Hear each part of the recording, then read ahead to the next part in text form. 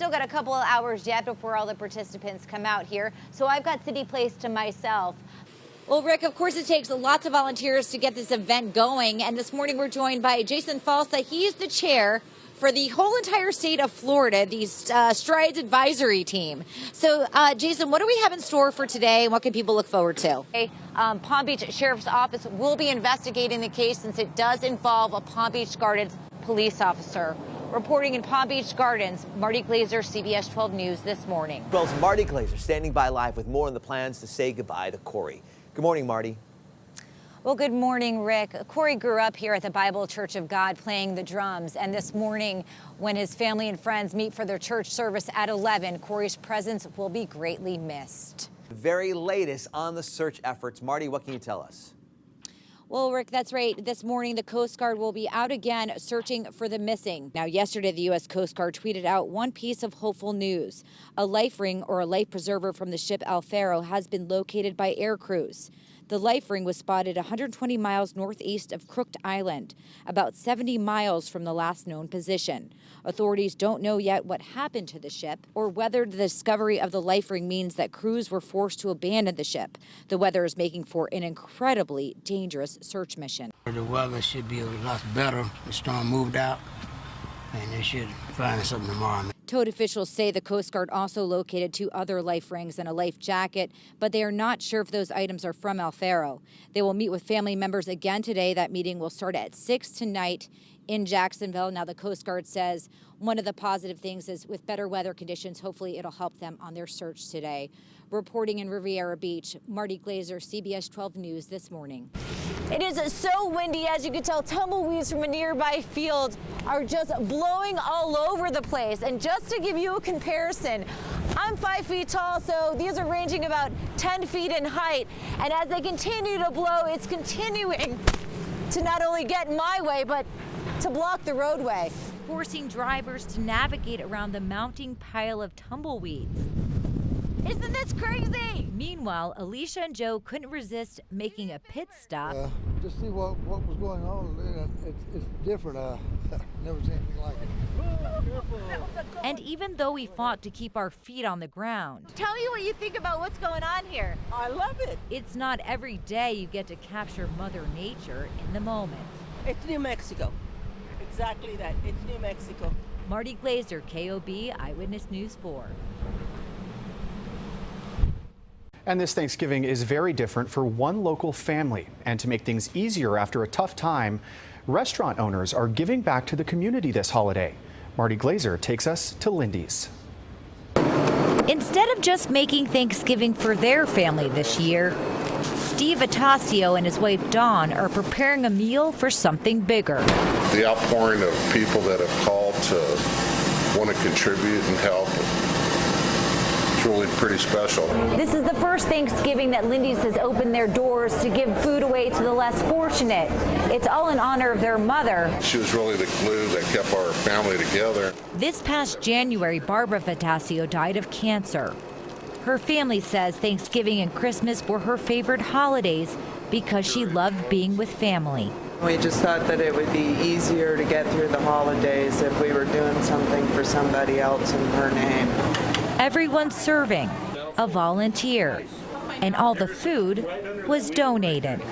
This is the first time Edith Settles has been homeless on Thanksgiving. So this is an experience for me. This is a very blessed, I'm being blessed today because these people opened their doors to us.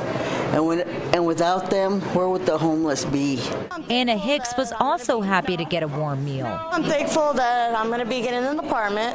I have 3 kids, so yes, I am a single mom. It's hard, but I'm glad that, people are willing to help. Fatasio says even though this is the first Thanksgiving without his mom.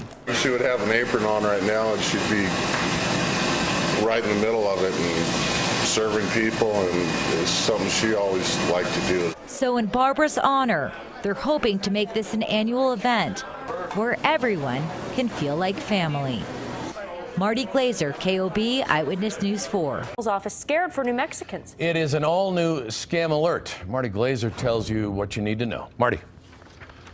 It looks real, from the letterhead to the use of the mortgage bank's logo. But consumers, beware. The Attorney General's office says this Making Home Affordable offer that claims to be from Ocwen is a nationwide scam. We want to get the word out quickly to the public before people make these payments, because once that money's gone, it might be gone forever. It's so realistic that callers have been known to spoof an Ocwen phone number, often in the area code 214.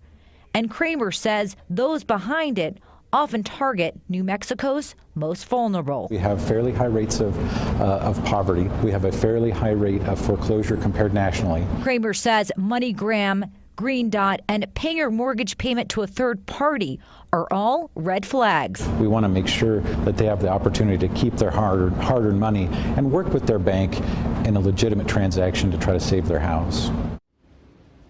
To report suspicious activity or for free housing counseling, you can contact the Attorney General's office. Now, that number is 855-664-6630, or go online to keepyourhomenewmexico.org. Back to you. Communicating through social media is pretty common these days, of course. While it's easy, it's not always safe, especially for children. Our Marti Glazer was there today as some Rio Rancho middle school students got a lesson on how to protect themselves. Marti. Being young comes with innocence. It's a gift, but it also means there's lessons to be learned. At Eagle Ridge Middle School, All right, you guys, are you guys ready? Today's lesson plan: the potential dangers of social media. I know a lot of people that sent naked pictures to guys and they sent it to their friends. A lesson that Hope Gonzalez, a mother and the school's PTA secretary, hopes will evoke change. Since I work at the school, I know what a problem it has been with kids spreading different pictures and different information on the internet. During a roundtable conversation, students shared what they learned during an FBI training seminar. Yeah, they could find anyone who lives with you, or actually, because you post pictures with them. I learned that a lot of people get fired for posting certain things, or people don't get a job they apply for because the people that are hiring them look at their social media pages. I learned that it's easy for people to get your information and for them to get stuff that they can, I guess, threat you with. Middle schoolers now full of insight. A lesson they say they'll continue to share in hopes of keeping their classmates and family safe. Now, one of the options for parents is for them to continue monitoring their children's online activities, such as Facebook, Twitter, and Instagram. Marti Glazer was at Duffy's in North Palm Beach, where football Sunday in business started extra early. I went to church last night because I didn't want to miss the game. Normally on Sundays, Lunes Galvez religiously goes to church, but today there was a higher calling. This is my football necklace, and then when I get nervous, I start going like this. The Miami Dolphins took on the New York Jets at 9:30 a.m. Florida time. For such an unusual early NFL game, Duffy Sports Grill opened up a bit early.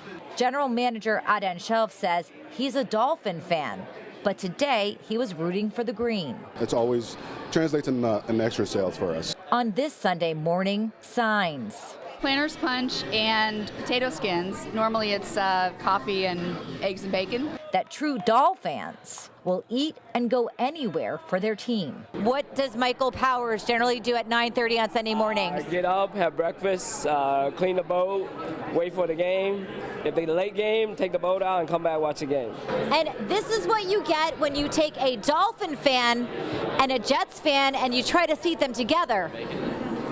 A Cleveland Brown fan. And just in case you're wondering, even if it's early Sunday, you're here super early. What's for breakfast this morning? If the Dolphins are playing, fans still need to have a little faith. What's for breakfast? Bloody Mary. And a lot of hope. In North Palm Beach, I'm Marti Glazer, CBS 12 News. Hope is always good for the Dolphins. I like it. Hi. How are you?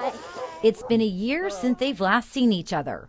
And like most close friends, they pick up right where they left off. This is King. She's 10-year-old Ashley Perry. I want to be Mush really bad. This is Puma. And her inspiration? 23-year-old Wade Mars. He's an Iditarod top 20 finisher who started mushing before she was born. This duo shares a lot more than a common love of dogs. It's a story of true friendship that began at the 2013 Iditarod. He was really nice.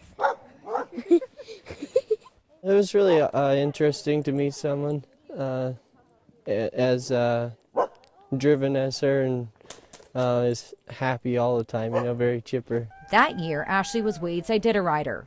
He was her introduction to mushing. I just kind of tapped her a little bit and made sure she was just sleeping, and she woke up and I was like, "Are you sleeping?" And she's like, "No, I'm not sleeping.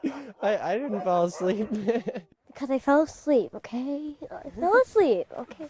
You fell asleep when? On the opening ceremony through the Iditarod. Ashley was Wade's introduction to Turner syndrome. And some people have other health issues along with it, and mine is I can't fight bacterial infections. Every 3 weeks, she undergoes about 2 hours of life-saving transfusions. And she's a huge inspiration to us, as hard as she fights for everything and as happy as she is to get everything that she gets, So. Her bravery and courage are what motivates Wade during the last great race. Whenever situations got tough or hard and I'm like, oh, I don't really want to do this or I don't really want to be here, I just kind of think of how hard she would fight for something like that. The next stop on this duo's trail? He's dedicating his miles to Turner syndrome awareness. To bring awareness to it more around the state. And side by side, I got to sit on the back of his Wade. These friends will continue to inspire and support each other to the finish.